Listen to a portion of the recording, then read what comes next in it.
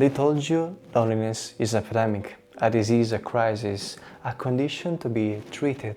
Government appoint ministers for it, apps, promises to cure it. Therapists sell sessions for it, influencers sell courses for it. Everyone agree on one thing. If you are lonely, something in you is malfunctioning. They are all wrong. And in the next 12 minutes, I'm going to show you what loneliness actually is, why everything you were tried has failed, and the one stupid and glamorous thing that actually shuts it off, not with motivation, with mechanics. Picture Marco, 29 years old, decent job, apartment with good light, and nobody to call on a Saturday. If you saw him at work, you would never know. He jokes in meetings, he answers emails with exclamation marks. He says we should grab a beer sometimes. The people he will never grab beer with, but watch his evenings. Keys on the table, shoes by the door, couch, phone, and scroll. He orders food for one and eats it watching people on YouTube eat food together. At 11 p.m. he puts the phone down and the apartment gets loud with nothing. He's not sad exactly, he just quiet inside, like a house where nobody visits. And every night the same thought arrives, right before sleep. What is wrong with me? Marco thinks he's broken. He's not. He's starving. Now here's the part where Marco is smarter than you think. He didn't just sit there, he tried to fix it. He downloaded the dating apps, swiped for 2 hours a night, matched with people, talked for 3 days, and watched every conversation die in the same shallow water. He joined a gym, not for his body, for the fantasy that someone would talk to him between sets. Nobody did, everyone had headphones, including him. He bought his self-help books. How to make friends as an adult. He highlighted the good parts, and highlighting felt like progress. It wasn't. It was reading about swimming from beach. And of course, he had the faith. 1,000 followers, group chats that light up, streamers who says his username out loud. Scrolling feels like contact. It isn't. Streaming voices feel like company. They aren't. An audience feels like tribe. It is an audience. Marco has been eating picture of food and wondering why he is still hungry. So let me open the machine. Loneliness isn't sadness, it isn't depression, it's not chemical error, it is a sensor. Your body runs monitoring systems. Older than language. When your cells need fuel, the system fires a signal, you call it hunger. When your body needs water, the system fires a signal, you call it thirst. And when your brain, a brain that survived million years, only because it belonged to a group, detects that the group is gone, the system fires a signal, you call it loneliness. You don't cure hunger, you eat. Nobody calls hunger an epidemic. Nobody sells your course to heal your relationship with hunger. Because everyone understands the signal isn't a problem, the empty stomach is. But here's where the machine gets cruel. When the loneliness signal is ignored too long, it doesn't just get louder, it recalibrates. To your ancient brain, being alone meant being in danger. No group meant no protection. So lonely brain switch into a threat mode. Every face starts looking colder. Every silence sounds like a rejection. Every let's hang out soon gets scanned for the lie inside it. This is why lonely people often push others away. The system built to pull you toward people starts protecting you from them. That's not your personality, that's not a character flaw, that's a feedback loop running exactly as designed, an environment that was never designed for. Marco is a perfectly functioning alarm in an empty building. So why doesn't he just go meet people? Because Marco is stuck in the trap, and maybe you know it.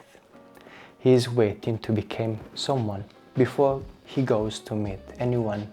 Loses the weight first, get confident first, get interested first, fix yourself first. He practices conversation in the shower with people he never goes to meet. He is preparing for a life instead of entering one, and the self-help industry loves him for it. Because fix yourself first is a subscription. It never ends. There is always more self to fix. Here is what the machine actually says. Personality isn't something you have. It's something you build by colliding with the world. You don't become interesting and then go do things. You go do things, and interesting is the exhaust. And the one Tuesday, Marco does something stupid. He buys a broken motorcycle, doesn't know how to fix it, doesn't know what's wrong with it, doesn't even fully know why he bought it. Something about the photos, something about the price, something about being tired of evenings that all taste the same. First week, he straps a bolt, skins his knuckles, drops a wrench on his foot, and watched 40 tutorials made by men in garages who can't frame a shot. By every metric he's failing, but notice what's happening. Under the failure, his evenings have grease on them now. His hands smell like gasoline. His search history is full of questions instead of distraction. At 11 p.m. the apartment is still quiet, but now the quiet has a direction. Tomorrow, the carburetor. The sensor is still firing. Marco is still alone, but for the first time in years, he's alone doing something, and the machine registers the difference. Month 2. Marco is stuck on the carburetor, truly stuck. Tutorial can't save him, so he does the thing he could never do before. He walks into a garage meetup from a forum, knowing nobody, and here's what nobody asks him. Nobody asks if he is interesting. Nobody asks if he is confident. Nobody checks if he is fixed himself first. An old guy named Franco looks at the photo on his phone for about 4 seconds and says, "Your float is stuck. Coffee?" That's it. That's the whole entrance exam. Because rooms built around think don't filter for charisma, they filter for showing up. This is the secret. Every lonely person misses connection happens sideways, not face to face, forcing conversation like a job interview for friendship. Shoulder to shoulder, both looking at the same engine. Marco wasn't networking. He wasn't performing, he was just there, doing the thing, and the people arrived as a side effect. So here is the one rule. The more you fuck around, the more you find out. It sounds like a joke. It's actually an algorithm. Every experiment you run produces 2 outputs. What you learn about the craft and what you learn about yourself. Every bolt Marco strapped gave him a story. Every failure gave him a question. Every question put him in a room with people who already shared something with him. 10 hobbies tried means 9 things you now know you're not and one thing that might become you. That's not wasted time, that's the such function running correctly. Stop waiting to be interesting. Interesting is an output, not a requirement.